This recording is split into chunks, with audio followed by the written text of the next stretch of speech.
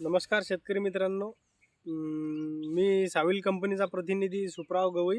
आपण आज आले आहोत विशाल वसतकर यांच्या शेतामध्ये.